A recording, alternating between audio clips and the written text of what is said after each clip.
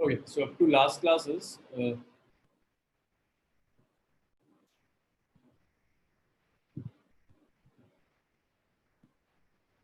Last classes तक सब complete हो गया था. स्टार्ट करना है current electricity. Next topic is current electricity. और इस्लाम Sohail.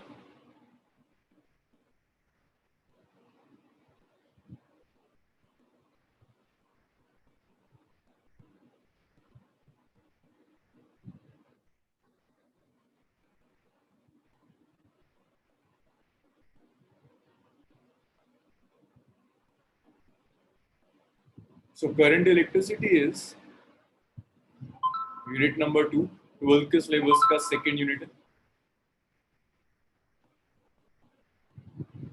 This is chapter number 3 of NCERT. Chapter number 3 of NCERT. This is current electricity.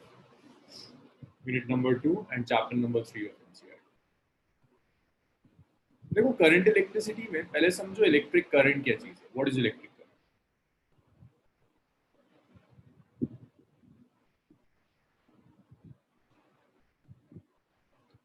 Electric current is rate of flow of charge. Electric current is rate of flow of charge. Rate of flow of charge को आप electric current. Flow of charge समझ में आता है. देखो अगर एक charge particle है तो पहले हम स्ट्रेस देंगे कि एग्जैक्टली करंट है क्या चीज. What is current basically. So अगर आपके पास एक चार्ज पार्टिकल है, लेट्स से आपके पास एक पॉजिटिव चार्ज, ये चार्ज रेस्ट में, this charge Q as at rest. अगर ये चार्ज रेस्ट में है तो ये चार्ज क्या करेगा, अपनी इलेक्ट्रिक फील्ड जनरेट कर सकता है. ये चार्ज किसी और चार्ज के ऊपर इलेक्ट्रिक फोर्स अप्लाई कर सकता है. ये चार्ज इलेक्ट्रिक फील्ड जनरेट करेगा, इलेक्ट्रिक फोर्स एक्सर्ट कर सकता है. अगर एक चार्ज और एग्जिस्ट करता है तो चार्ज की पोटेंशियल एनर्जी एग्जिस्ट करती है. ये सारी चीजें होंगी जब आपके पास चार्ज रेस्ट में. लेकिन अगर यही चार्ज मूव करना शुरू कर दे, बस यही चार्ज मूव कर रहा है, along with these phenomena like electric field होगी. ऐसे नहीं है कि चार्ज मोशन में आएगा तो इलेक्ट्रिक फील्ड खत्म हो जाएगी. This charge is in motion. Charge in motion. और ये जो मैं मोशन ले रहा हूँ, this motion is uniform motion. Uniform motion means velocity of charge is constant. Charge की वेलोसिटी चेंज नहीं करती. अगर चार्ज यूनिफॉर्म मोशन में है सो इलेक्ट्रिक फील्ड एग्जिस्ट करेगी. इलेक्ट्रिक फील्ड के साथ साथ एक नई क्वांटिटी आनी शुरू हो जाती है which is known as electric current. Electric field exist करेगी और इलेक्ट्रिक फील्ड के साथ साथ इलेक्ट्रिक करंट भी आना शुरू होगा. So, इलेक्ट्रिक करंट अलग से कोई क्वांटिटी नहीं है, just flow of charge. Charge अगर रेस्ट में था तो चार्ज सिर्फ फील्ड जनरेट कर रहा है. अब अगर यही चार्ज मूव करना शुरू कर दे तो along with electric field this charge will produce current. तो इलेक्ट्रिक करंट आ जाएगा. इलेक्ट्रिक फील्ड के साथ साथ इलेक्ट्रिक करंट आ जाएगा. अब डायरेक्शन ऑफ करंट देखो. So electric current is simply rate of flow of charge को आप इलेक्ट्रिक करंट. अब देखिए डायरेक्शन कैसे डिसाइड करते हैं करंट का. Direction of electric current. Direction of electric current. So direction of electric current is simple. अगर आपके पास एक पॉजिटिव चार्ज है तो करंट का डायरेक्शन एग्जैक्टली वही होगा जो डायरेक्शन पॉजिटिव चार्ज के मूवमेंट का. डायरेक्शन ऑफ इलेक्ट्रिक करंट में, अच्छा यहाँ भी ना करंट दो टाइप के होते हैं. पहले देखते हैं कन्वेंशनल करंट. करंट भी दो टाइप का मिलेगा. फर्स्ट टाइप का जो करंट है that current is conventional current. The first one is conventional current.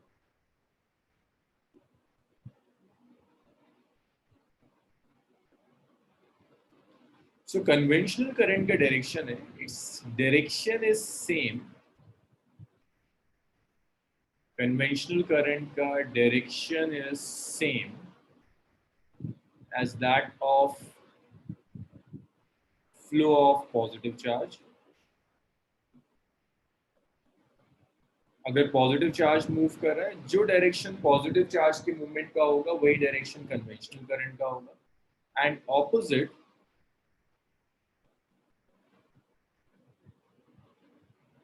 to that of motion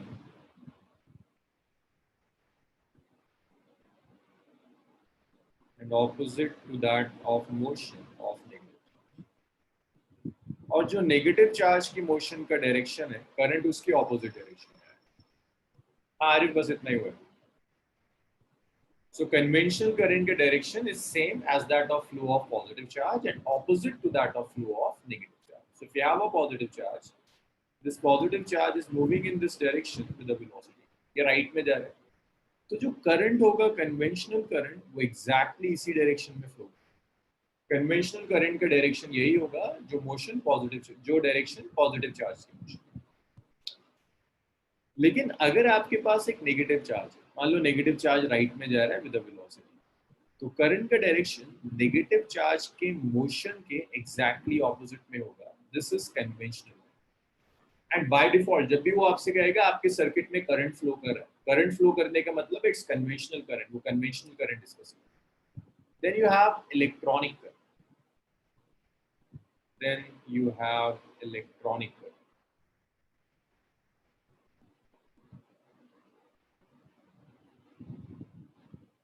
Electronic current is its direction of motion of negative charge। इसका जो direction होता है that's direction of motion of negative charge. जिस direction में negative charge move करेगा exactly वही conventional current का direction है। मींस माइनस क्यू, इस डायरेक्शन में माइनस क्यू जा रहा है, यही direction electronic current. So current को आप ब्रॉडली डिफाइन कर सकते हैं दो पार्ट्स में, कन्वेंशनल हो सकता है करंट, इलेक्ट्रॉनिक हो सकता है। कन्वेंशनल करंट का डायरेक्शन एग्जैक्टली वही होगा जो डायरेक्शन पॉजिटिव चार्ज के मोशन का। इलेक्ट्रॉनिक करंट का डायरेक्शन नेगेटिव चार्ज के डायरेक्शन में आएगा, जहां नेगेटिव चार्ज जाएगा वही direction conventional current, electronic current. और याद रखना करंट खुद में कोई क्वांटिटी नहीं, current is just flow of charge, flow of charge को आप करंट। यहां तक मुझे डाउट्स बताओ, अनीका, फायका, जितिन, नासिर, सलील, जेबा।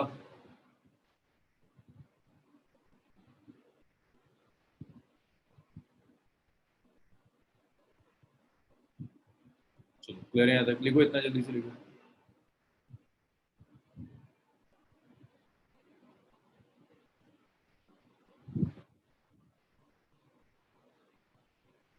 So current is nothing but flow of charge. अगर चार्ज रेस्ट में है तो सिर्फ चार्ज है, इलेक्ट्रिक फील्ड जनरेट करेगा, इलेक्ट्रिक फोर्स एक्सर्ट करेगा। लेकिन अगर वही चार्ज मूव करना शुरू कर दे तो जो चार्ज मूव करेगा उसे आप कहोगे करंट। दोबारा रिपीट कर रहा हूँ, electric current is just rate of flow of charge. अगर एक चार्ज का मोशन है, चार्ज मूव करेगा, उस मोशन ऑफ चार्ज को करंट कहते हैं। डायरेक्शन ऑफ इलेक्ट्रिक करंट देखो, इलेक्ट्रिक करंट का डायरेक्शन वही होगा जो कन्वेंशनल। अच्छा, अब इलेक्ट्रिक करंट में भी दो तरह से आप डायरेक्शंस लेते हैं।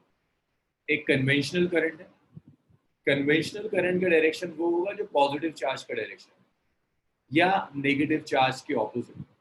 देखो जैसे ये पॉजिटिव चार्ज है, राइट में जाए कन्वेंशनल करंट इसी डायरेक्शन में होगा। नेगेटिव चार्ज अगर राइट में जा रहा है, conventional current opposite direction. Electronic current जब आप देखोगे, इलेक्ट्रॉनिक करंट का डायरेक्शन पॉजिटिव चार्ज का ऑपोजिट होता है। मींस इलेक्ट्रॉनिक करंट का डायरेक्शन वो होगा जो डायरेक्शन नेगेटिव चार्ज की होगी। अगर नेगेटिव चार्ज राइट में जा रहा है तो इलेक्ट्रॉनिक करंट भी राइट में। और बाय डिफॉल्ट अगर वो आपसे कह रहा है current, that means it's conventional. Electronic current होगा तो मेंशन करो। फाइवा क्लियर हुआ? So current is flow of charge, just flow of charge को आप करंट। इतना लिखिए और बताइए मुझे, अगर लिख लिया तो रब कर दो। फिर देखते हैं करंट मेजर कैसे करेंगे, थ्योरेटिकली आप करंट कैसे मेजर।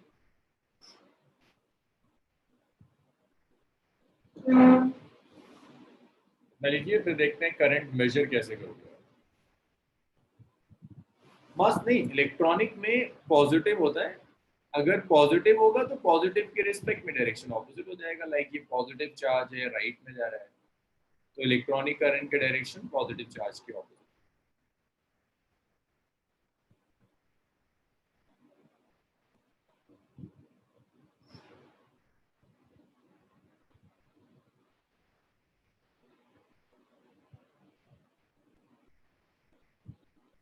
भाई मैं आप सबको अनम्यूट कर रहा हूँ,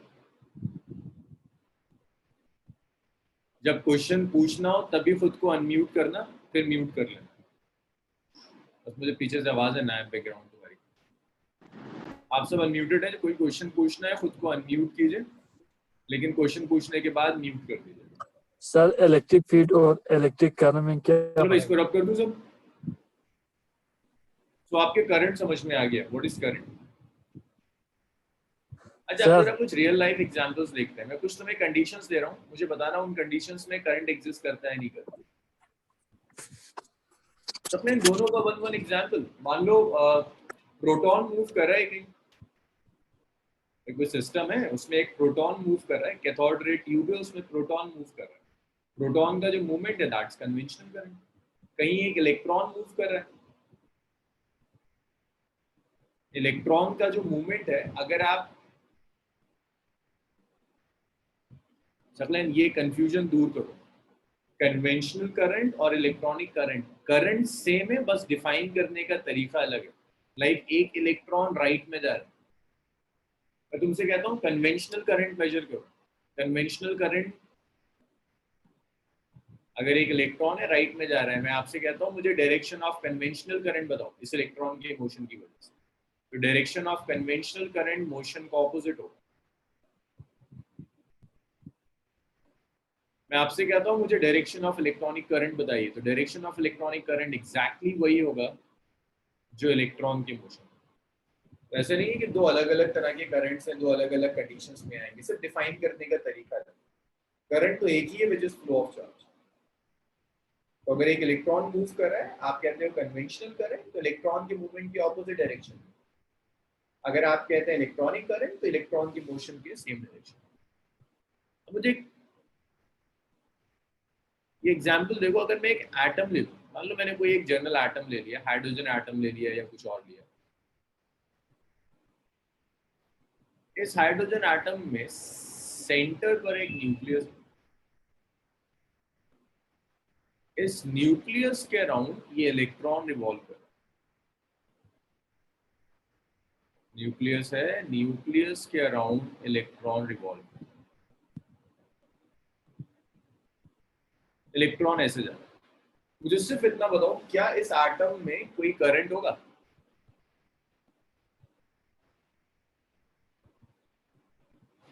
एक एटम है, न्यूक्लियस है सेंटर पर और उसके अराउंड इलेक्ट्रॉन रिवॉल्व कर रहा है। मुझे सिर्फ इतना बताओ, क्या इस एटम में कोई करंट फ्लो कर रहा है? अरे आंसर दो। है, आरिफ के अकॉर्डिंग करंट है, सलील के अकॉर्डिंग भी करंट है। हाँ, एटम में करंट है, एटम के अंदर इलेक्ट्रॉन मूव कर रहा है, motion of electron is current. जरा देखना है इलेक्ट्रॉन कैसे मूव कर रहा है, clockwise anti clockwise. Electron move कैसे कर रहा है, क्लॉकवाइज और एंटी क्लॉकवाइज। क्लॉकवाइज मूव कर, तो जो करंट होगा, करंट का डायरेक्शन क्या होगा कन्वेंशनल करंट का? कन्वेंशनल करंट एंटी क्लॉकवाइज है। इलेक्ट्रॉन अगर क्लॉकवाइज रिवॉल्व कर रहा है, दैट मींस कन्वेंशनल करंट का direction would be anti clockwise. तो जहां भी ना रियल लाइफ सिचुएशंस में आपको चार्ज मूव करता हुआ दिख जाए, अगर चार्ज मूव कर गया तो करंट हो जाएगा। अच्छा एक बात बताऊं, आयरन है, एक और एग्जांपल देखो भाई, अर्थ के कोर में ये डेफिनेशन है फाइव, डिफाइन करते हैं इस तरह से, मतलब इसका कोई मैथमेटिकल रीजन नहीं है जो मैं आपको दे पाऊं, ये डेफिनेशन है। सो एक और रियल लाइफ एग्जांपल होता है कि अर्थ की जो कोर होती है, in core of earth molten lava revolve करता है ना।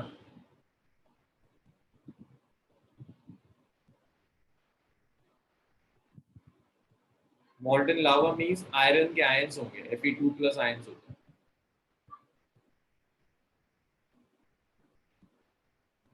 तो अर्थ की कोर में लावा मूव कर रहा है, मीन्स Fe2+ आयंस मूव कर रहा है। तो बताओ क्या अर्थ की कोर में करंट फ्लो कर रहा है?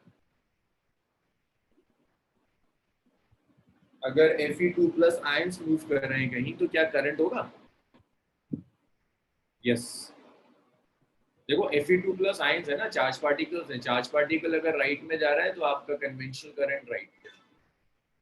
तो आपके पास क्वेश्चंस हर तरह से आएंगे, इलेक्ट्रॉन्स के ऊपर भी आएंगे, आयंस के ऊपर भी आ रहे होंगे।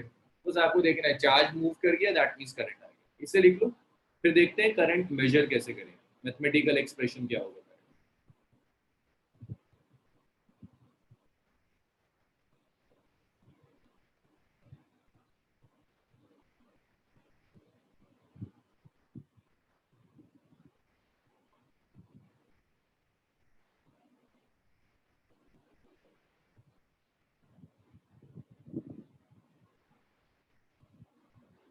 हो गया सर।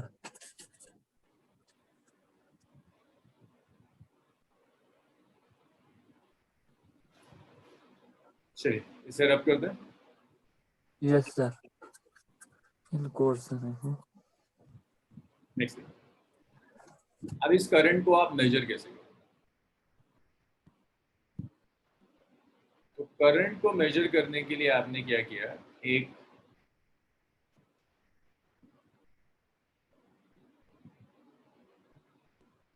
आपने एक कंडक्टर लिया,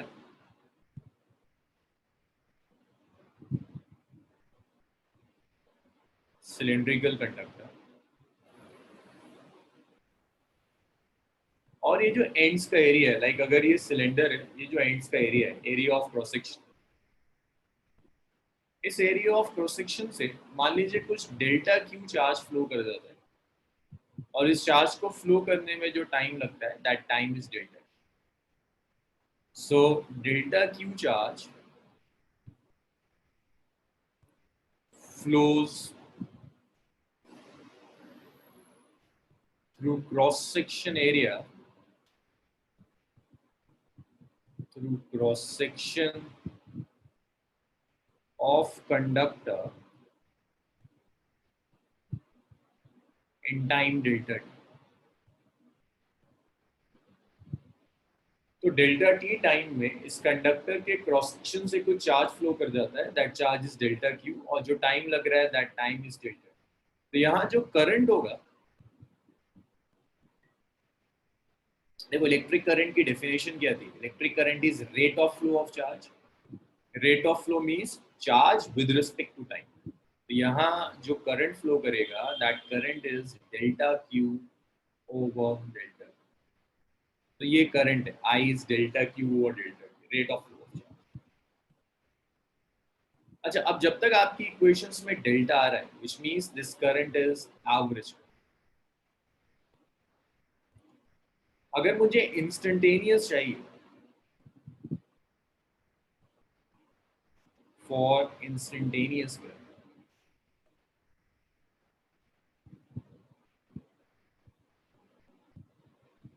एवरेज, देखो एवरेज का मतलब है मैंने आपको टाइम इंटरवल दे दिया। अगर कोई नहीं जानता एवरेज का मतलब, एवरेज मीन्स मैंने आपको टाइम इंटरवल दे दिया। हाँ दीपांशी यही होता है, लाइक मैंने आपसे कहा करंट कैलकुलेट करो 0 से 2 सेकंड्स में, दैट्स एवरेज। मैं आपसे कह रहा हूँ करंट कैलकुलेट कीजिए 0 से 4 सेकंड्स में, दिस इज एवरेज। लेकिन अगर मैं कहता हूँ दिस इज एवरेज करंट, 0 से 2 सेकंड्स इंटरवल दिया ना, ये एवरेज पूछ रहा है। 0 से 4 सेकंड्स एवरेज दिया, इंटरवल दिया, एवरेज पूछो। लेकिन अगर मैं आपसे कहता हूँ मुझे करंट बताओ, करंट एट 2 PM, एग्जैक्टली बताओ 2 PM की।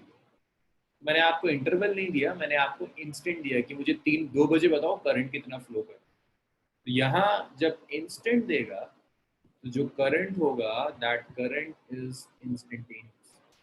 तो यहाँ इंस्टेंटेनियस करंट होगा। तो इंस्टेंटेनियस करंट के लिए आप ऐसे लिख सकते हो कि I इज, तो एवरेज से इंस्टेंटेनियस पे जाने का मेथड होता है कि ये जो टाइम इंटरवल है, इस टाइम इंटरवल को आप श्रिंक करो। आप ये लिमिट यूज कर लो, limit delta t tends to 0। तो delta q over delta t होगा, जैसे आप फर्दर लिख सकते हो it's d q over t. तो आप यहाँ से लिख सकते हैं that instantaneous current is d q over, so this is instantaneous current d q. तो यहाँ आप डिवाइड नहीं कर रहे, तो average current is delta q over delta t, change in charge divided by time interval. Instantaneous के लिए आपने चार्ज को टाइम के रिस्पेक्ट में डिफरेंशिएट कर, जब भी आप डिफरेंशिएट करोगे योर करंट इज इंस्टेंटेनियस। अब याद रखिएगा current is a scalar,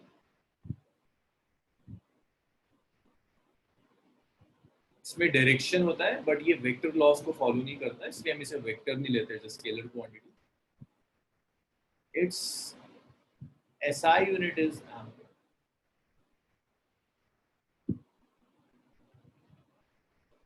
is a scalar quantity, its SI unit is, तो करंट स्केलर है, इसकी जो SI यूनिट होगी, इसकी SI यूनिट एम्पीयर। CGS हम यूज नहीं करेंगे, लेकिन अगर आप कहीं CGS यूज करो करंट की CGS यूनिट वाट होगा। ऑल्दो हमें कभी CGS की जरूरत नहीं पड़ेगी, पूरा करंट इलेक्ट्रिसिटी हम SI में यूज करेंगे। और एक चीज और याद रखिएगा, देखो करंट है क्या, चार्ज बाय टाइम, ये तो मैथमेटिकल फॉर्मूला हो गया। अब देखो ग्राफ अगर गिवन हो तो करंट कैसे आएगा। अगर मैं आपको चार्ज वर्सेस टाइम ग्राफ दे दूं, if you have charge versus time graph, y axis पर चार्ज लिया, x एक्सिस पर टाइम है, this is time and this is charge. ये ग्राफ का शेप कुछ भी हो सकता है, से अज्यूम कि ये graph is a straight line. ये जो एंगल है, दिस एंगल इज थीटा। तो इस ग्राफ का अगर आप स्लोप लोगे ना, स्लोप क्या होता है, tan थीटा। यहाँ एक राइट एंगल ट्राइंगल बना लो। देखो इस राइट एंगल ट्राइंगल में ये जो परपेंडिकुलर है ये चार्ज के पैरेलल है, ये जो बेस है ये टाइम के पैरेलल है। तुम लिख सकते हो tan theta is charge by time, जाएगा स्लोप, और चार्ज बाय टाइम क्या होता है करंट। इसको याद रखिएगा, अगर आपको charge versus time graph given है, slope of Q versus T graph is current. अगर charge versus time graph given है तो उसका स्लोप आपको करंट देगा। एक पॉसिबिलिटी और है,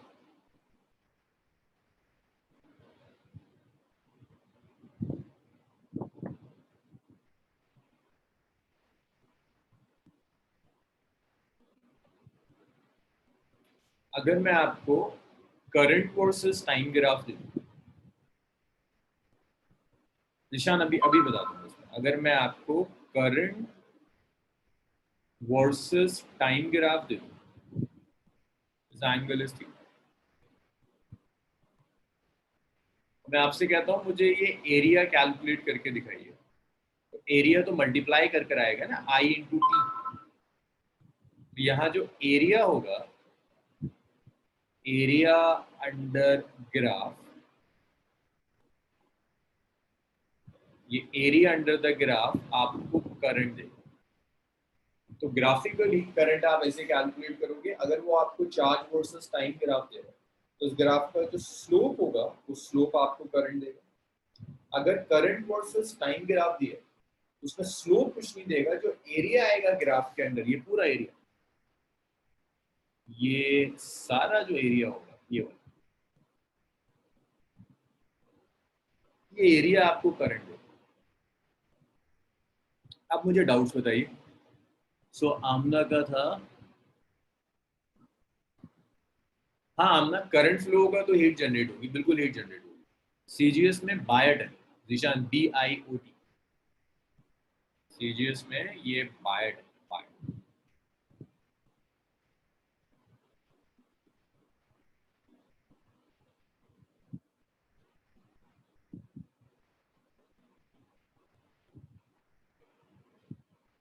if graph is t versus आया तब भी आपको एरिया देगा, कोई फर्क नहीं पड़ेगा।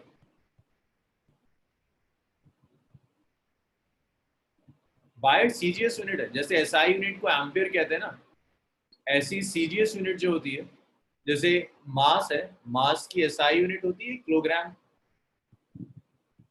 अगर मास ले रहे हो एसआई यूनिट केजी है, सीजीएस यूनिट ग्राम है, एसआई यूनिट मीटर है, सीजीएस सेंटीमीटर है। ऐसे करंट की एसआई यूनिट एम्पियर है, सीजीएस यूनिट।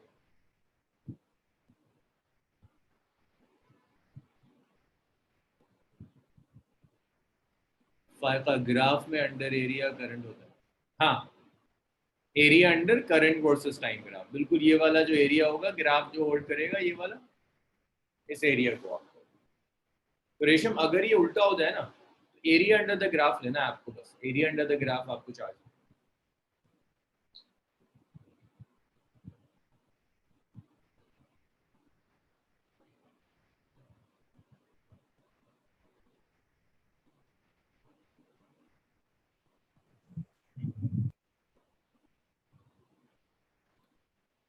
और डाउट्स बताइए यहाँ तक,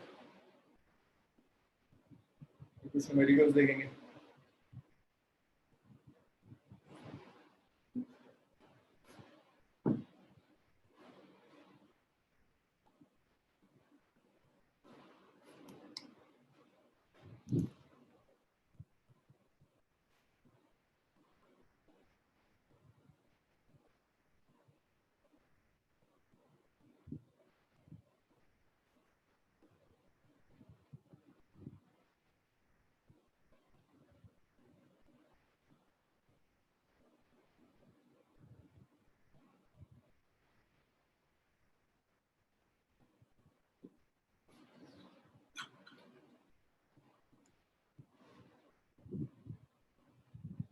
कोई डाउट नहीं है, रब कर दूं सब।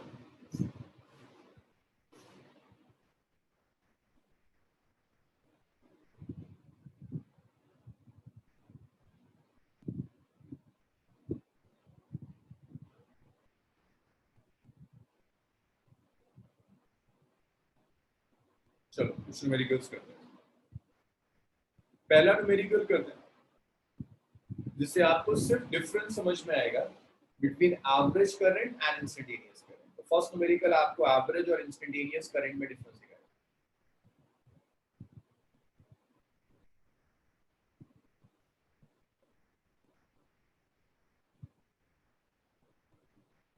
So charge flowing through a conductor, charge flowing through a conductor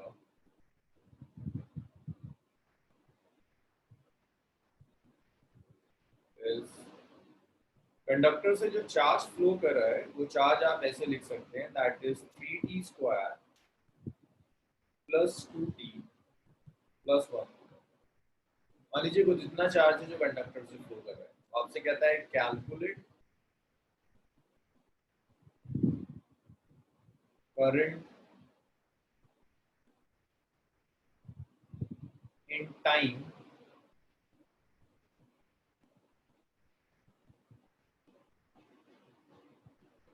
कहता है 0 to 2 सेकेंड्स में कैलकुलेट करो कर। फिर कहता है at t equal to 2 seconds पर करंट कैलकुलेट। एक जगह इंटरवल दिया है 0 से 2 सेकेंड्स का, एक जगह इंस्टेंट दिया है t इक्वल टू 2 सेकेंड्स पे करंट कैलकुलेट। याद रखिएगा जहां इंटरवल दिया है वहां एवरेज, जहां इंस्टेंट दिया है वहां इंस्टेंटेनियस। जिन लोगों को वेलोसिटी याद है थोड़ा बहुत भी 11th का, वेलोसिटी में भी यही काम करते थे आप। सो देखो वेलोसिटी में भी बिल्कुल ऐसी प्रॉब्लम्स होती थी, एवरेज और इंस्टेंटेनियस।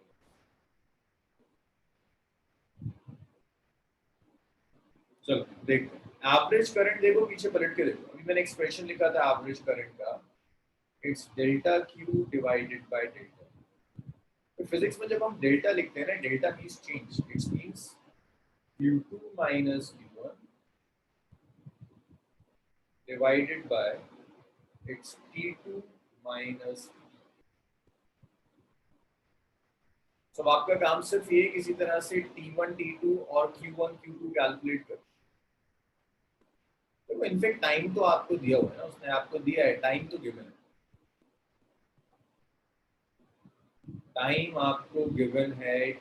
T1 आपको दिया है 0 सेकेंड, T2 आपको दिया है 2 सेकेंड। अब 0 सेकेंड्स पर चार्ज कैलकुलेट करने के लिए देखिए क्या मतलब, ये ना चार्ज की इक्वेशन, इस पूरी इक्वेशन में t की जगह 0 सब्स्टिट्यूट करते चलो। तो t की जगह आप जब 0 सब्स्टिट्यूट करोगे, this will be 3 into 0 square plus 2 into 0 plus 1, so q1 आ गया, it's 1 2। ऐसे ही अगर आपको q2 चाहिए, q2 के लिए आप क्या करोगे, यहाँ t की जगह 2 सब्स्टिट्यूट कर दो, तो q2 हो जाएगा it's 3 into 2 square plus 2 into 2 plus 1, so q2 आ गया 12 16 और 1 7।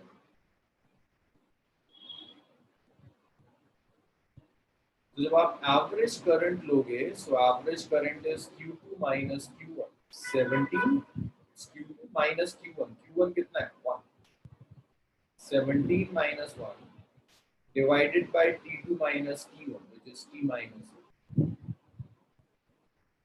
so I is 16 by 2 cancel हो गया, तो यहाँ जो I होगा, करंट इज 8 amp, यहाँ जो करंट फ्लो कर रहा है that current is.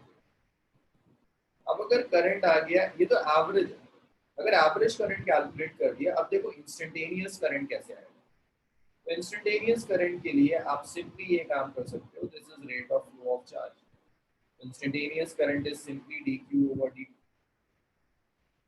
so this is simply d over dt of 3t square plus 2t plus 1। इसे डिफरेंशिएट करो, जब आप इसे डिफरेंशिएट करोगे, देखिए 3 तो अलग चला गया, टी स्क्वायर का डेरिवेटिव इज 2t प्लस 2 अलग हो गया, t का डेरिवेटिव इज 1 और 1 का डेरिवेटिव इज।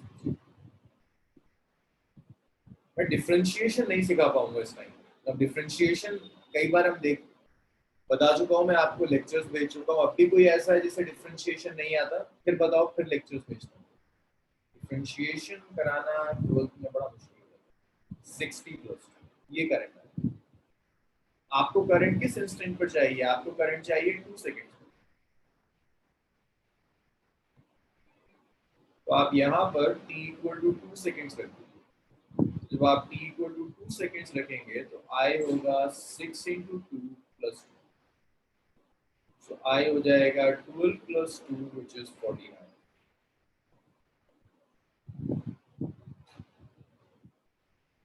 ये 8 एम्पियर और ये 4। सो अयान का मैच कर रहा था, मास का मैच कर रहा था, सलील का कर रहा था, स्वालिहा आमना का एवरेज मैच कर रहा था, आरिफ पता नहीं क्या गड़बड़ कर रहा था, दीपांशी तुमने सबट्रैक्ट नहीं किया था, शाहीन शाहीन का दोनों सही था, रेशम का सेकंड वाला सही था, निशान खुर्रम डाउट्स, हाँ सेकंड सही था। दीपांशी सबट्रैक्ट भी करना होता है, तुमने Q1 सबट्रैक्ट नहीं किया।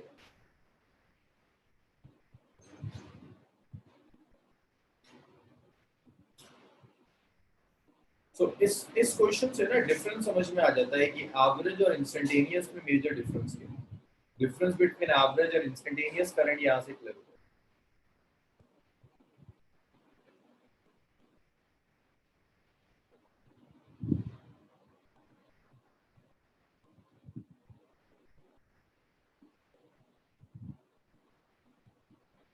निशान 1 कूलम तो 1 कूलम है, 1 कूलम है ना, the SI unit charge.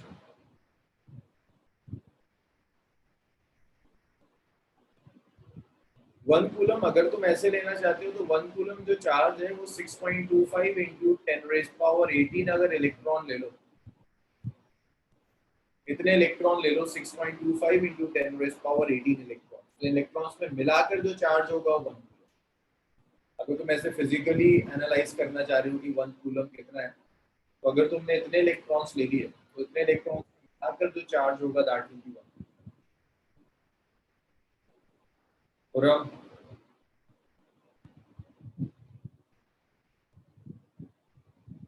Nasir, Nitish,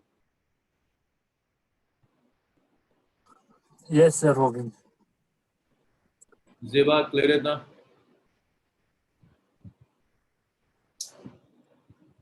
Yes, sir.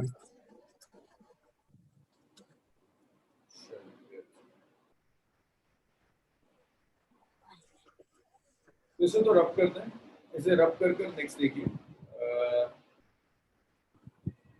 एक और क्वेश्चन, ये बड़ा सिंपल सा है। इलेक्ट्रॉन,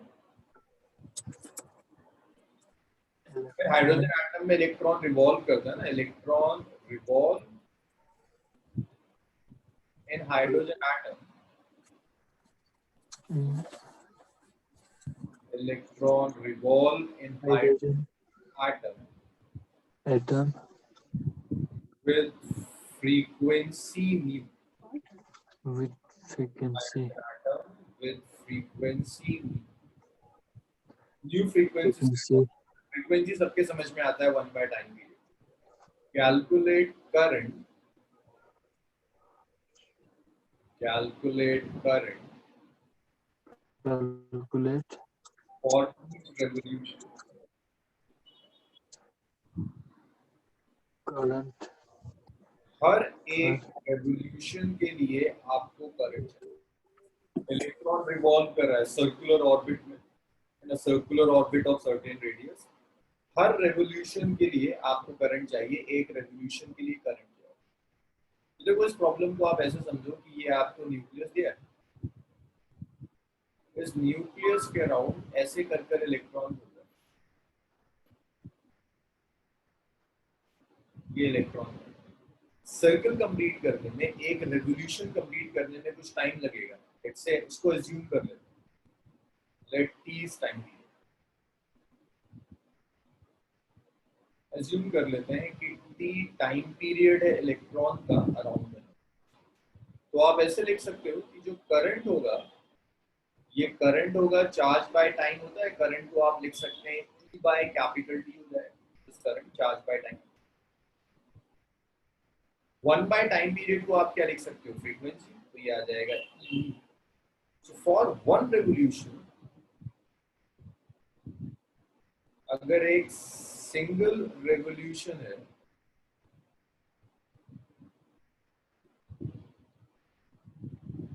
अगर एक सिंगल रेवोल्यूशन है, फॉर 1 रेवोल्यूशन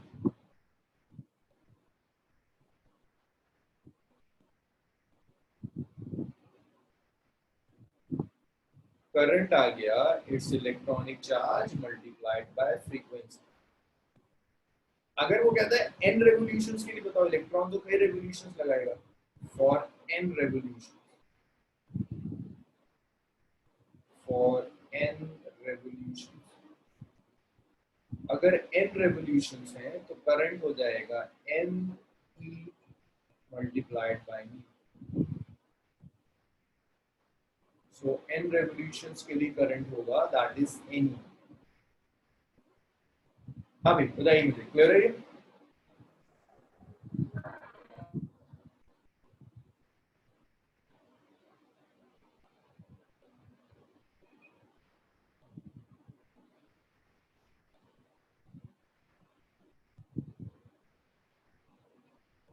जिन पर न्यू फ्रीक्वेंसी है, फ्रीक्वेंसी, न्यू फ्रीक्वेंसी है, फ्रीक्वेंसी होता है 1 बाय टाइम पीरियड। हाँ आंसर मैंने दे दिया है। इतना लिखिए, फिर एक आध क्वेश्चन और देखते हैं। एक ग्राफ पर क्वेश्चन देखते हैं। ग्राफ वाला आप ट्राई करोगे, अभी ग्राफ सिखाया मैंने आपको।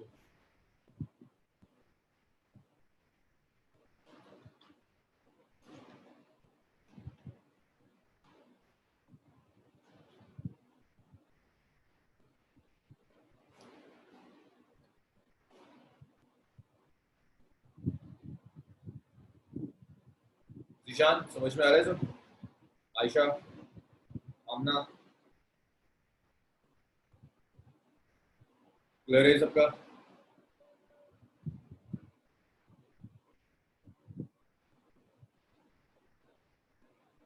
रब करूं इसे जीशान? चलिए इसे रब करते हैं। नेक्स्ट देखते हैं। नेक्स्ट क्वेश्चन में आपको एक ग्राफ दिया है, उसमें करंट वर्सेस टाइम ग्राफ दिया है।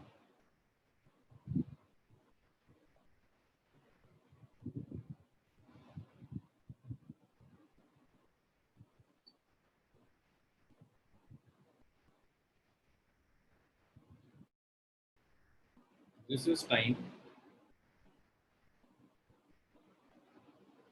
This is current.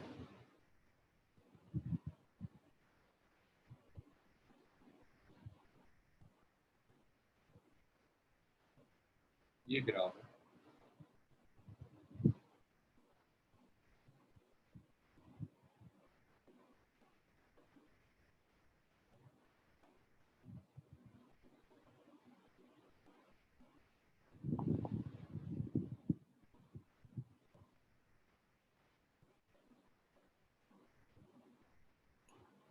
This is 0. This is 5. This is 10.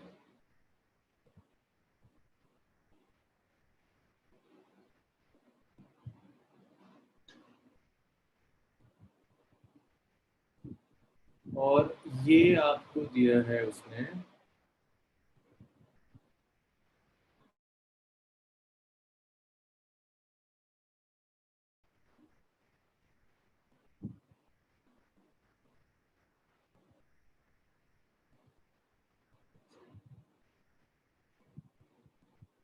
ये 5 दिया।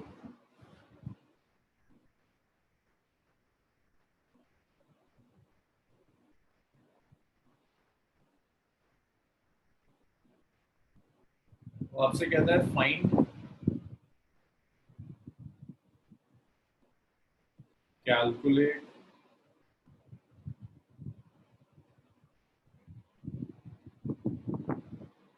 चार्ज थ्रू कंडक्टर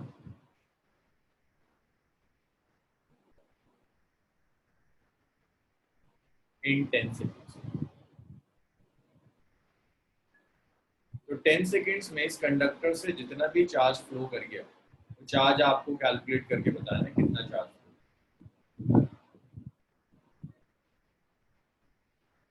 ये 5। करंट आपको दिया है एम्पियर में, टाइम दिया है सेकेंड्स। हाँ, अनिका ठीक है, ये आंसर। दीपांशी का आया 50।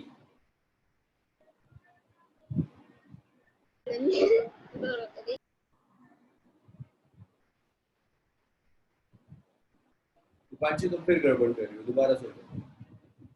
शाहीन 37.5, मास 37.5, 37।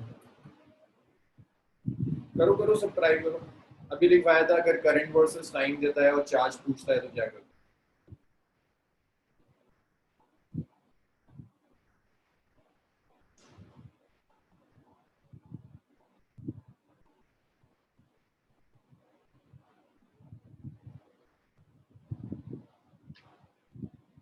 क्या बात है, सबका सही आ रहा है, एक ही आंसर आ रहा है। देखो भाई, आंसर होगा क्या? एरिया अंडर द ग्राफ, ये सारा एरिया कैलकुलेट करना है।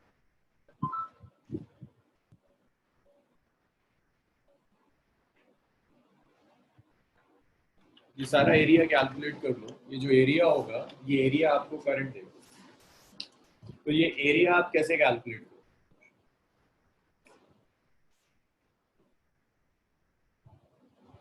हाँ, area of triangle plus rectangle कर लो, या सिर्फ इतना काम कर दो कि एरिया ऑफ ट्रेपेजियम लिख दो। ये ट्रेपेजियम है, तो इसे आप ऐसे लिख सकते हैं कि जो चार्ज होगा it's area under current versus time, it's area under current versus time. Current versus time graph में जो एरिया आएगा वो एरिया आपको चार्ज। तो एरिया कैसे निकाल सकते हो? देखो एरिया क्या आएगा, so this charge is area of trapezium, this is area of trapezium. ये जो ट्रेपेजियम दिया है, इस ट्रेपेजियम का एरिया कैलकुलेट करो। देखो एरिया ऑफ ट्रेपेजियम कैसे कैलकुलेट करोगे, this is A, this is B, this is C,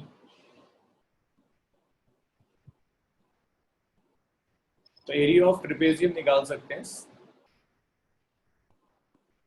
area of trapezium होता है half sum of parallel sides. Parallel sides क्या है, ए बी और d c, a b plus d c multiplied by distance between them, दोनों के बीच में distance कितना है, c. So this is half a b, it's 10 plus d c which is 5 multiplied by c b, बीच में distance कितना है, 5। तो ये आ गया 15/2 मल्टीप्लाइड बाय 5,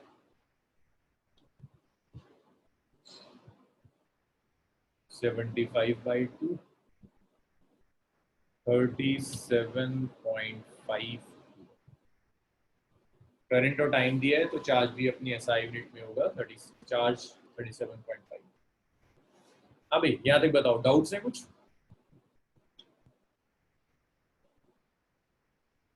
वैसे सबका ही ऑलमोस्ट यार, सबका सही।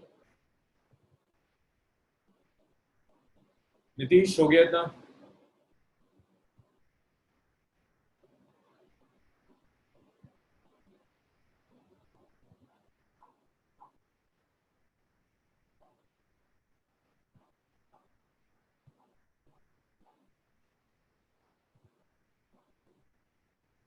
इसके बाद नेक्स्ट देखिए,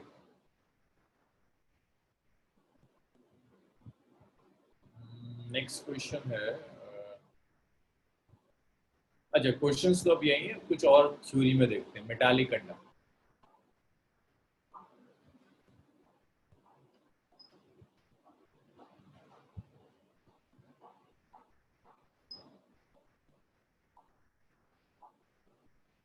मेटालिक कंडक्टर।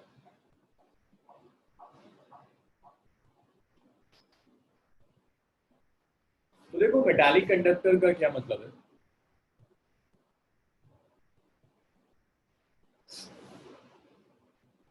कंडक्टर्स क्या होते हैं, जो अपने थ्रू इलेक्ट्रिसिटी पास होने दें। मेटालिक कंडक्टर्स में ऐसा क्या होता है जो उन्हें बाकी मटेरियल से अलग कर देता है।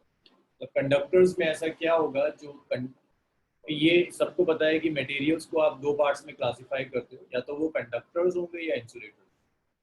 कंडक्टर्स वो हैं जो करंट को अपने थ्रू पास होने देंगे, जैसे कॉपर की वायर है, आयरन है।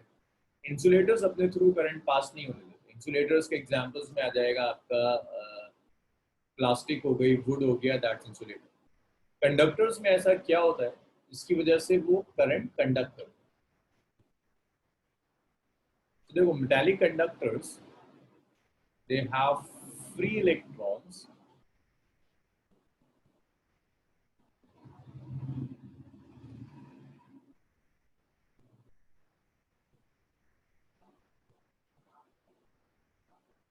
metallic conductors have free electrons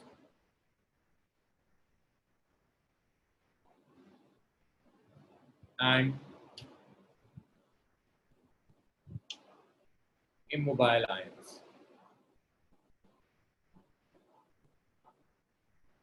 these free electrons are responsible. These free electrons are responsible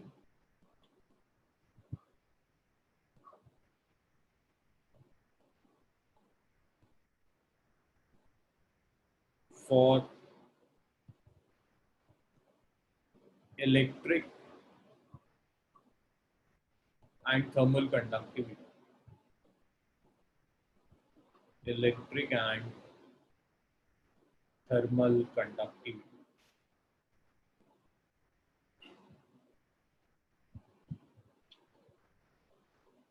ये जो फ्री इलेक्ट्रॉन्स है, ये फ्री इलेक्ट्रॉन्स रिस्पॉन्सिबल है इलेक्ट्रिक और थर्मल कंडक्टिविटी. इन फ्री इलेक्ट्रॉन्स को और also known as free electron gas.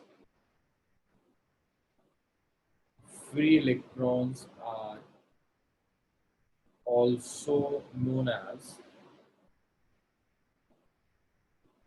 free electron gas. इन फ्री इलेक्ट्रॉन्स को फ्री इलेक्ट्रॉन गैस भी कहते हैं. देखो क्या मतलब है फ्री इलेक्ट्रॉन गैस का. आपने एक कंडक्टर ले लिया,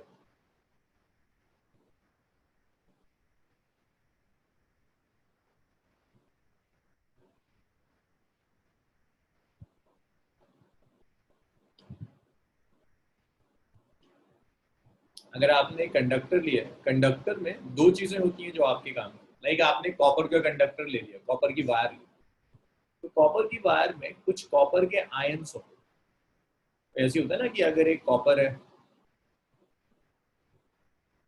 उस कॉपर के आउटर मोस्ट ऑर्बिट में दो इलेक्ट्रॉन्स होते हैं. कॉपर की वैलेंसी 2 होती है, आउटर मोस्ट ऑर्बिट में दो इलेक्ट्रॉन्स होते हैं. अगर इस कॉपर ने ये दो इलेक्ट्रॉन्स लूज कर दिए, अब जो बचेगा उसे आप कहोगे Cu2+, और इसने दो इलेक्ट्रॉन्स फ्री कर दिए. जब भी कॉपर का कंडक्टर बनता है, तो कॉपर के कंडक्टर में क्या होता है, कॉपर एटम दो दो इलेक्ट्रॉन्स लूज करता है. हर कॉपर एटम दो इलेक्ट्रॉन्स लूज करता है, और दो इलेक्ट्रॉन्स लूज करने के बाद ये कॉपर आयंस बन जाएंगे विच आर पॉजिटिवली चार्ज. और इसके साथ साथ यहां पर कुछ फ्री इलेक्ट्रॉन्स. तो अगर आपने कॉपर का कंडक्टर ले लिया, इसमें दो पार्ट्स होंगे. एक आयंस होंगे जो आयंस इमोबाइल है, अपनी जगह रेस्ट में होंगे. कुछ इलेक्ट्रॉन्स भी होंगे जो इलेक्ट्रॉन्स फ्रीली मूव करेंगे. अब ये इलेक्ट्रॉन्स कॉन्टिन्यूअसली मूव कर रहे हैं, फ्रीली मूव कर रहे हैं. They are free to move within the body of conductor. Inside the conductor ये इलेक्ट्रॉन कहीं भी मूव कर सकते हैं. तो अगर आपने कोई कंडक्टर का पीस ले लिया, लाइक मैंने मान लो ये वायर ली है, कॉपर की वायर है, तो जब आप एटॉमिक लेवल पर इसे देखोगे किसी माइक्रोस्कोप से, तो आपको दिखेगा कॉपर के आयंस हैं, जो आयंस अपनी जगह रेस्ट में, इलेक्ट्रॉन्स है जो रैंडमली फ्रीली मूव कर रहे हैं. इस चीज को विजुलाइज करने के लिए आप कुछ ऐसा ही एग्जाम्पल से इसे विजुलाइज कर सकते हो कि आपने क्या किया.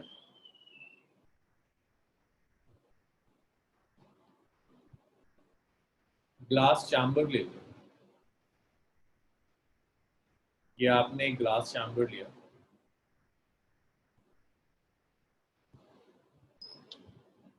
Is a glass chamber. इस ग्लास चैम्बर में कोई गैस रिलीज कर दिया, गैस रिलीज कर दिया. तो गैस के जो एटम्स होंगे, तो गैस के एटम्स कॉन्टिन्यूअसली मूव कर रहे हैं. और इसके अंदर आपने कुछ स्फेयर्स रखे हुए हैं, बहुत हैवी हैवी आपने कुछ स्फेयर रख दिए. तो ये जो ग्लास चैम्बर है ना, अब इस ग्लास चैम्बर का बिहेवियर बिल्कुल एक कंडक्टर की तरह होगा. तो आपने क्या किया, एक ग्लास चैम्बर दिया, चैम्बर दिया ग्लास का, उसके अंदर बहुत हैवी स्फेयर उठा उठा के रख दिया अलग अलग. जो हैवी स्फेयर रखे हुए हैं, ये स्फेयर मूव नहीं करने वाले, अपनी जगह रेस्ट में होंगे. और उसी में आपने गैस रिलीज कर दी.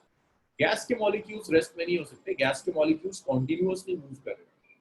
तो जो बिहेवियर यहाँ स्फेयर का है, वो बिहेवियर यहाँ पॉजिटिव आयंस का होता है. सो इस मॉडल में, ये तो एक मॉडल है ना, ग्लास का मॉडल बना लिया, जो मॉडल आपको दिखा रहा है कंडक्टर. तो जो स्फेयर है, स्फीयर किसे शो कर रहे हैं? आयंस। ये गैस मॉलिक्यूल्स हैं।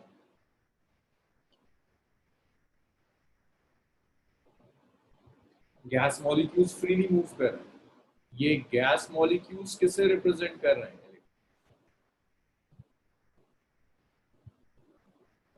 सो ये आपने कंडक्टर लिया। सो कंडक्टर, जैसे ही आप कोई कंडक्टर का पीस उठाओगे, उस कंडक्टर के पीस में कुछ आयंस हैं, जो आयंस इमोबाइल होते हैं, मूव नहीं कर सकते, वो अपनी जगह रेस्ट में होंगे।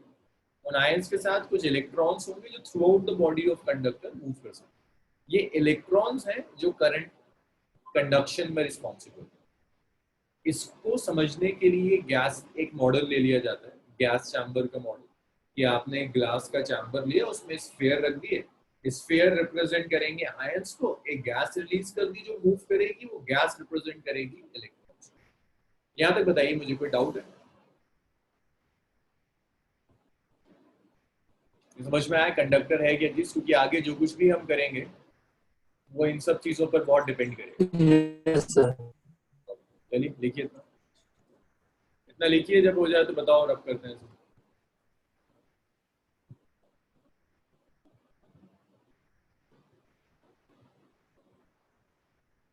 हाँ, सवाल है, आयंस इमोबाइल है।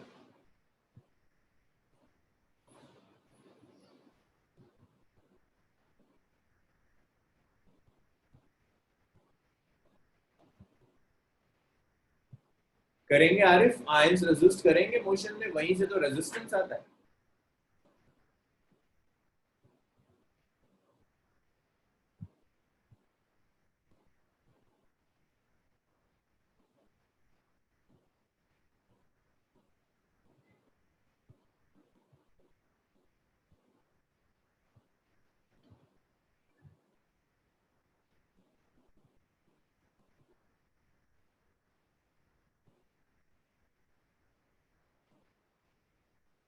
हाँ, ये पॉजिटिव ही होंगे, इलेक्ट्रॉन्स डोनेट करेंगे ना। जब इलेक्ट्रॉन्स डोनेट करेंगे तो पॉजिटिव ही है, नेगेटिव नहीं होंगे, आयंस नेगेटिव नहीं होंगे। सवाल है, फ्री इलेक्ट्रॉन गैस ना कोई चीज नहीं है, हम सिर्फ कंपेयर कर रहे हैं। एक्चुअल में तो कंडक्टर है ना, जहाँ करंट फ्लो कर रहा है, उस कंडक्टर को हम इस मॉडल से, एक हमने मॉडल बना लिया समझने के लिए, उस मॉडल से कंपेयर कर रहे हैं। तो जैसे गैस का मूवमेंट होता है, रैंडमली गैस के मॉलिक्यूल्स मूव करेंगे, ऐसे ही फ्री इलेक्ट्रॉन्स का मोशन होता है। तो एक एनालॉग है, इसीलिए फ्री इलेक्ट्रॉन का मूवमेंट चूंकि गैस की तरह है, इसलिए उन्हें फ्री इलेक्ट्रॉन गैस कहते हैं। तो फ्री इलेक्ट्रॉन गैस अलग से कुछ नहीं है, इलेक्ट्रॉन्स ही है जो मूव कर रहे हैं। फ्री इलेक्ट्रॉन गैस कहने का रीजन है मोशन इसका गैस के मॉलिक्यूल्स। सवाल है, इतना हुआ तो रब कर दूं इसे। जितिन,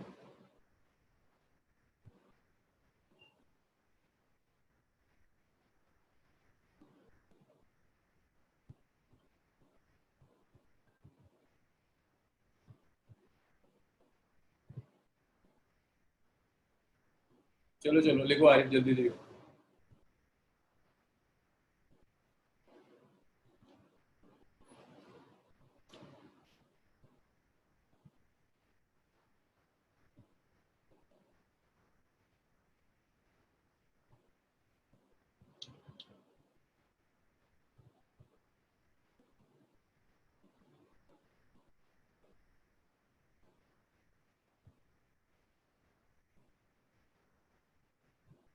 चलो इसे रब करते हैं, नेक्स्ट।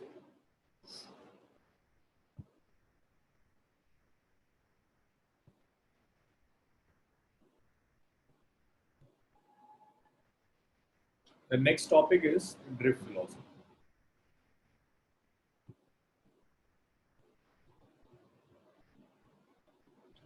देखिए, करंट इलेक्ट्रिसिटी ना आपके सिलेबस में जो चैप्टर है, ये दो पार्ट्स में दिया हुआ है। एक पार्ट है करंट इलेक्ट्रिसिटी थ्योरेटिकल, कि एक एक इलेक्ट्रॉनिक लेवल पर करंट कैसे फ्लो करता है। दूसरा जो पार्ट है वो सर्किट्स वाला पार्ट, कि सिर्फ आपको सर्किट सॉल्व करना है। जो थ्योरेटिकल पोर्शन है कि एटॉमिक लेवल पर कंडक्टर कैसे बिहेव करता है, इलेक्ट्रॉन कैसे मूव करते हैं, क्यों मूव करते हैं, वो सब ड्रिफ्ट वेलोसिटी से रिलेटेड है। अगर ये आ गया तो फिर थ्योरेटिकल पार्ट बहुत आसानी से हो जाएगा। ये नहीं समझ में आया तो आगे जाके प्रॉब्लम होगी। drift velocity means current in metallic conductors.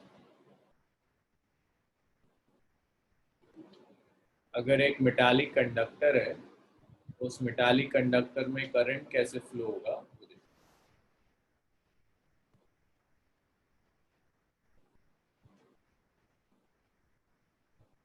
तो आपने एक कंडक्टर लिया,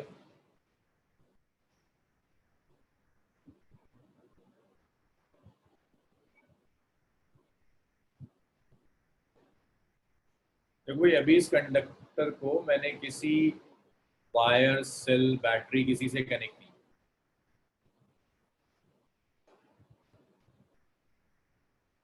सो कंडक्टर में होगा क्या, आयंस होंगे।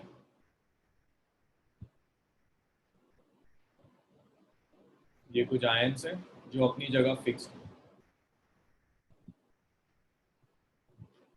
आयंस हैं विच आर इमोबाइल, मूव नहीं कर सकते। इन आयंस के साथ कुछ फ्री इलेक्ट्रॉन्स होंगे।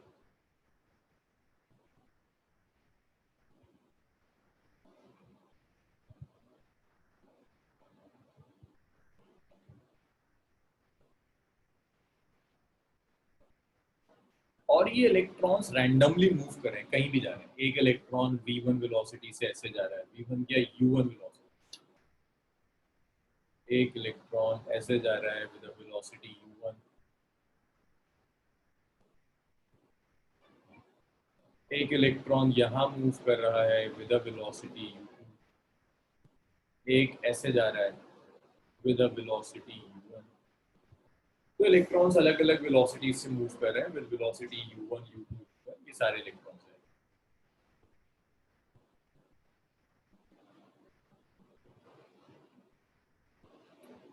अच्छा अब ये बताओ, इलेक्ट्रॉन्स रेस्ट पे नहीं, मैंने इसको किसी सेल से कनेक्ट नहीं किया, किसी बैटरी से कनेक्ट किया, सारे इलेक्ट्रॉन्स मूव कर रहे हैं। क्या मतलब है इलेक्ट्रॉन्स के मूवमेंट का, क्या करंट होगा? तो इसका आंसर दो मुझे।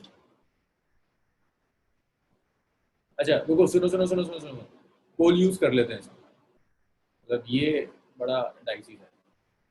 सिर्फ दो ऑप्शंस होंगे पोल में, एक यस, दूसरा नो। बस देखना चाह रहा हूँ कितनों के क्या आते हैं। तो ये कंडक्टर है, समझ लो क्वेश्चन, कंडक्टर है, इलेक्ट्रॉन्स मूव कर रहे हैं, मैंने इसे कहीं किसी सेल, किसी बैटरी से कनेक्ट नहीं किया। मैं आपसे पूछ रहा हूँ क्या इसमें करंट फ्लो करेगा? चलो भाई, ए बी मार्क करना शुरू करो पोल में। A yes, b no, current flow करेगा या नहीं करेगा? बस पोल पे मार्क करना शुरू करो।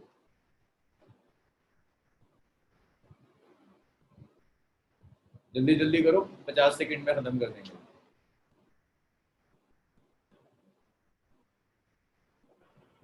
जल्दी जल्दी जल्दी करो।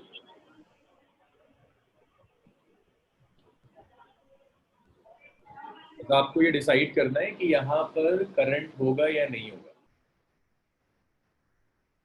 अरे जल्दी करो, अब भी 70% का आया।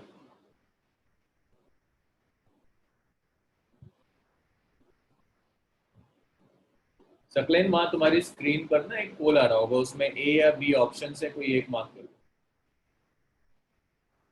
स्क्रीन पर एक पोल आ रहा होगा, ए या बी में से कोई एक मार्क करो। तो मेरा एक्सपीरियंस यही है कि मेजॉरिटी गलत करती है इसमें। अच्छा, कईयों ने तो अब भी मार्क नहीं किया। चलो खैर,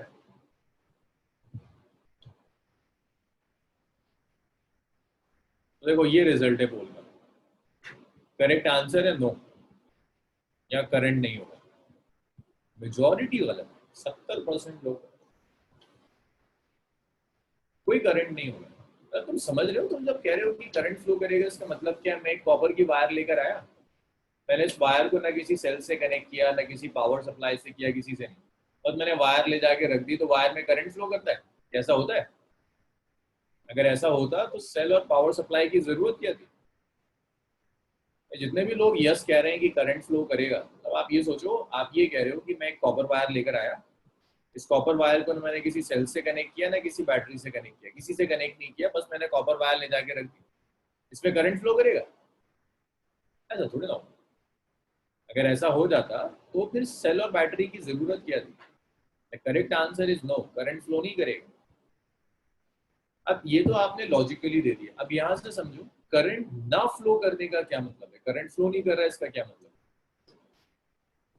ऐसा कैसे हो सकता है कि इलेक्ट्रॉन्स मूव कर रहे हैं बट करंट फ्लो ना कर? ये एक प्रॉब्लम होती है कि सबकी वेलोसिटीज दिख रही हैं u1 u2 u1, ये सब मूव कर रहे हैं बट करंट फ्लो नहीं कर रहा।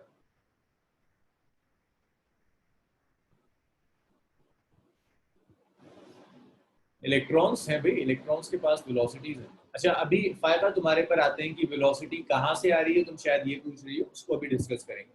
अभी तो ये मान लो कि वेलोसिटीज है और इलेक्ट्रॉन्स मूव कर रहे हैं बट करंट नहीं हो। देखो होगा क्या यार, इंडिविजुअल इलेक्ट्रॉन्स तो मूव कर रहे हैं बट कोई नेट मूवमेंट नहीं है चार्ज, नेट मूवमेंट नहीं है। मीन्स अगर मैं कहता हूँ ये कंडक्टर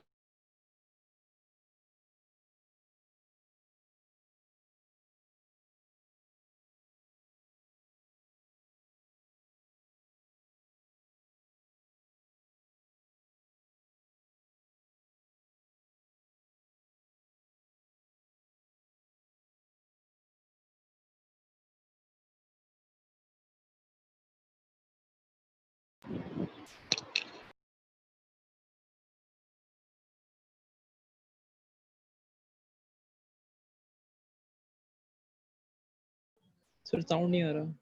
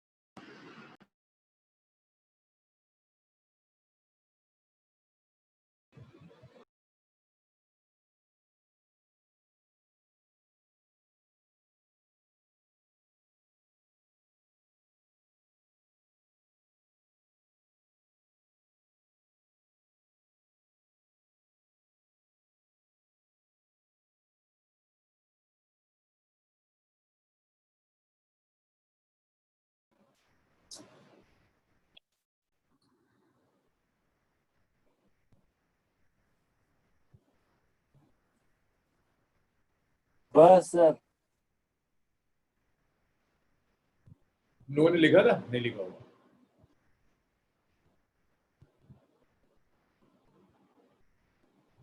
ड्रिफ्ट वेलोसिटी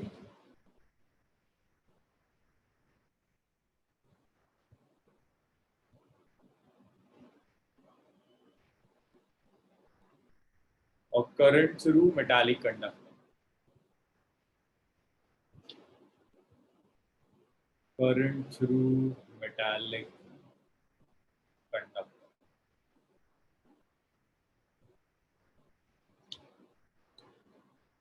क्योंकि मैं जल्दी जल्दी दोबारा ड्रॉ कर देता हूँ। तो हमने एक कंडक्टर लिया था, किसी सेल किसी बैटरी से इसे कनेक्ट नहीं किया,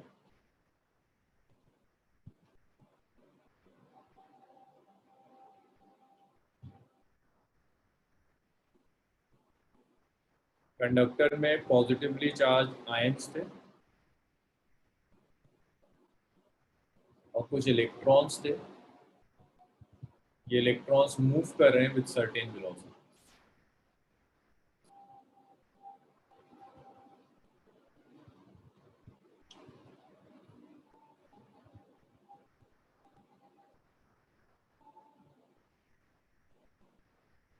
सो ये आयंस है, ये free electrons.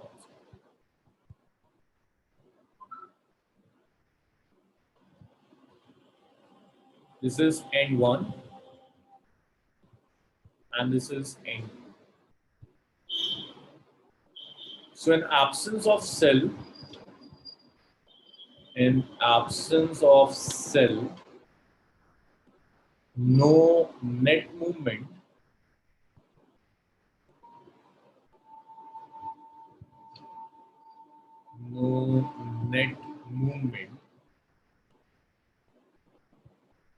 of charge across conductor.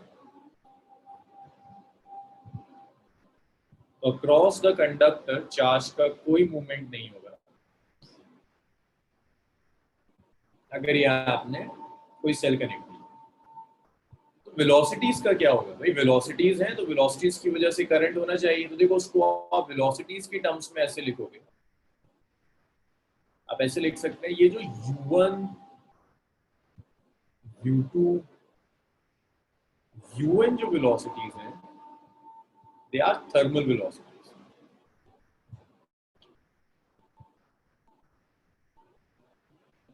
Thermal velocity u1 u2 un ये सब जो है दीज आर थर्मल वेलोसिटीज। ये सब u1 u2 un thermal velocities हैं इलेक्ट्रॉन।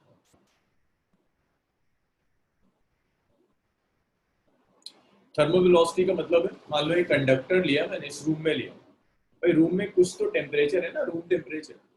रूम टेम्परेचर की वजह से कुछ हीट एनर्जी आई, वो हीट एनर्जी इन इलेक्ट्रॉन्स को काइनेटिक एनर्जी देती है, जिस काइनेटिक एनर्जी की वजह से इलेक्ट्रॉन्स मूव करते हैं। So these are known as thermal velocity. तो जो एवरेज थर्मल वेलोसिटी होगी, एवरेज थर्मल वेलोसिटी भाई, नेट मोशन जीरो है, दैट मींस जो एवरेज थर्मल वेलोसिटी इलेक्ट्रॉन्स की, that average thermal velocity is zero. Electrons के पास कोई नेट थर्मल वेलोसिटी नहीं।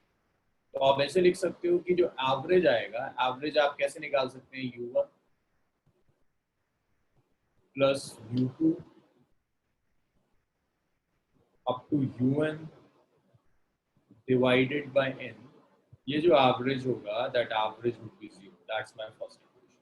अब यहां तक मुझे डाउट्स बताइए।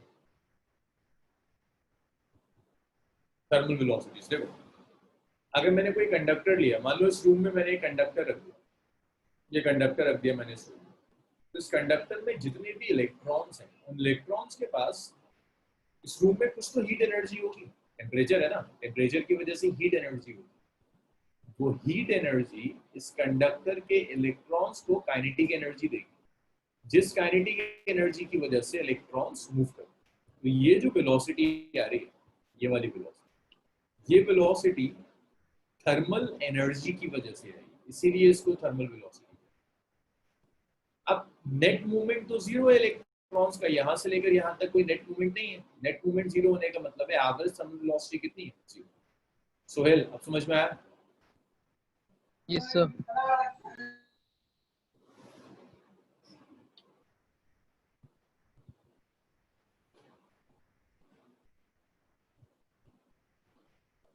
फायदा मैंने बताया था ना कि अगर आपने कंडक्टर लिया, अभी तो एक्सप्लेन कर रहा था थोड़ी देर पहले, अगर आपने एक कंडक्टर लिया और उसे सेल से कनेक्ट नहीं किया तो उस कंडक्टर में कोई करंट फ्लो नहीं कर रहा। ऐसे ही होता है।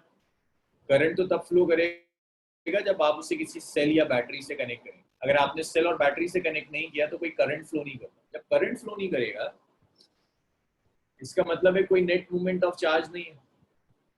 करंट फ्लो नहीं कर रहा, that means net movement of charge नहीं है।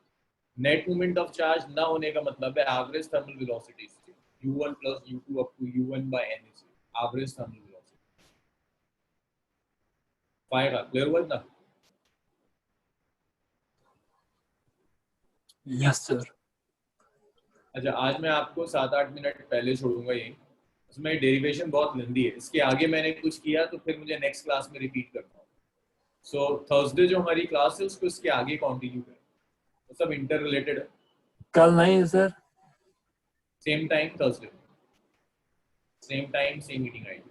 थर्सडे से कंटिन्यू करेंगे। एनसीईआरटी से शुरू के 3 पेजेस पढ़ो। शाहीन सर, तो एटम वाले केस में क्यों करंट था?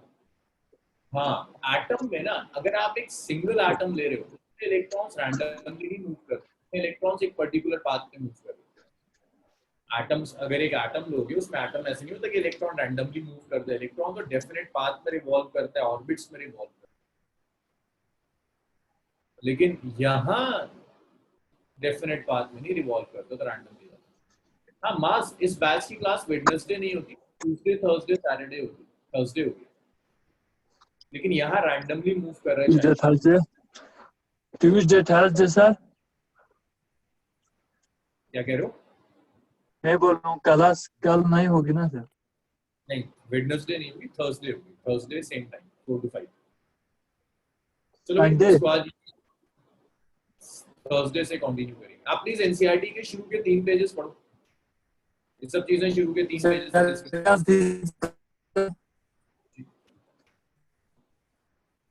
चलिए आज इसे यहीं छोड़ते हैं, थर्सडे कंटिन्यू करेंगे। की आवाज नहीं है। क्लास होगा सर सुबह? हाँ, मॉर्निंग होगी क्लास। सुबह जो टाइम 10 to 11:30 क्लास होगी। 10 बजे। हाँ, 10 बजे।